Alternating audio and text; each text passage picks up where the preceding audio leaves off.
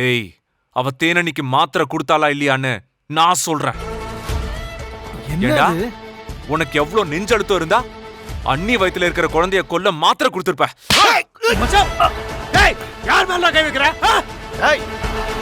குடும்ப வாரிசை அழிக்க பாக்குறீங்க.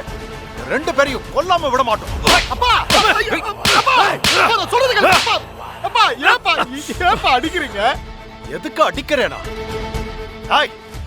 என் பேர பிள்ளைய அழிக்க பணம் கொடுத்து மாத்திரையும் கொடுக்க சொல்லிருக்க.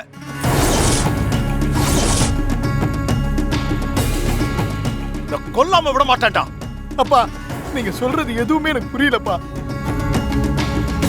நான் போய் என் பிள்ளைய கொல்லுவேனாப்பா? அப்பா, இவன் யாருன்னு எனக்கு தெரியாதுப்பா.